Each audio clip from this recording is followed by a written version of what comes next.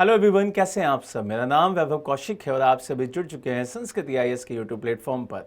आज हम बात करेंगे रूस के नए मिशन वेनेरा डी के बारे में। क्यों रूस इसको स्टार्ट कर रहा है, क्या इसकी खासियत है, क्या इसके काम रहेंगे और यह किस ग्रह के लिए स्टार्ट किया जा रहा है। चलिए एक एक बिंदु को अच्छे से समझते हैं। आप सभी को पता होगा कि रूस अंतरिक्ष के क्षेत्र में बहुत इंपॉर्टेंट योगदान हमेशा से देता आया है, लेकिन कुछ समय से उसने अंतरिक्ष क्षेत्र में कोई भी मिशन इंपॉर्टेंट लॉन्च नहीं किया। इसी वजह से 2036 के लिए एक नया मिशन उन्होंने लॉन्च करने की बात रखी है और उसी को नाम दिया है वेनेरा डी मिशन। अब ये किस ग्रह के लिए है तो वो भी जान लेते हैं। तो ये शुक्र ग्रह के लिए है, जिसे हम वेनिस भी बोलते हैं। वेनिस के नाम से ही यहां पर इस मिशन का नाम थोड़ा सा मिलता जुलता हुआ दिखाई देगा और इसी वजह से ये साउंड करता है वेनेरा डी। क्लियर है ये बात। यहां पर इसे लॉन्च किया जाएगा 2036 में। कुछ इंपॉर्टेंट काम रखे गए हैं जिनकी खोज के लिए वीनस पे इस मिशन को किया जा रहा है। अब वो काम क्या है वो यहां से समझ लेना जरूरी है। हमने लॉन्च डेट यहां पे पता कर ली कि 2036 में इसे लॉन्च किया जाएगा। यहां पे इसका उद्देश्य जो मेन रखा गया है वो ग्रह की गहराइयों की जांच करना और वहां पे नई नई जानकारियों को इकट्ठा करना मेन कारण बताया जा रहा है कि रशिया इन सभी बातों पे फोकस करना चाहता है। दूसरी बात, अगर हम इसे डिटेल में देखें कि भाई डिटेल एनालिसिस में कौन कौन से पॉइंट होंगे जिस पर रशिया यहां पे काम करेगा, तो पहला है जीवन की तलाश, दूसरा है दबाव, तीसरा है तापमान और चौथा है वीनस का रासायनिक संरचना। ये चारों पॉइंट ऐसे हैं जहां पर फोकस स्टडी करेगा रशिया। अगर जीवन की तलाश की बात की जाए तो बादलों और वातावरण में संभावित जो माइक्रोबियल जीवन की जानकारी देते हैं उनकी गहराई से यहां पे जांच की जाएगी। उसके साथ साथ ग्रह के अत्यधिक दबाव वाले जो वातावरण है उसकी स्टडी की जाएगी। फिर बात करें कि भाई जो वहां का टेम्परेचर होता है, क्योंकि आप सभी को पता है सोलर सिस्टम में सबसे गर्म ग्रह जो है वो भी वीनस है, तो वहां के तापमान की जो गर्म परिस्थितियां हैं उसके बारे में सीधा अध्ययन किया जाएगा और भविष्य में अंतरिक्ष मिशनों के लिए वीनस की रासायनिक संरचना की भी स्पष्ट तस्वीर तैयार की जाएगी। ये सारे वो टॉपिक्स रहेंगे जिनके ऊपर ये पूरा का पूरा स्टडी करके यहां पर भेजेगा। अब बात करते हैं इस मिशन के किस तरीके से काम करने का प्रोसेस रहेगा। तो ये त्रिआयामी मिशन की संरचना रखी गई है।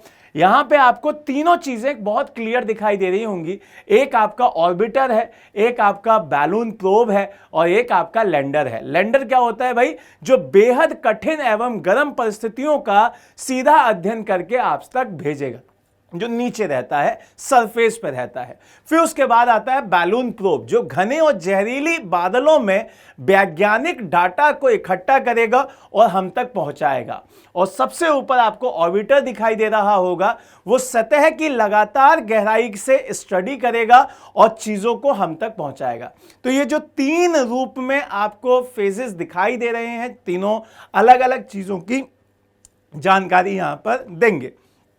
चलिए आगे देख लेते हैं।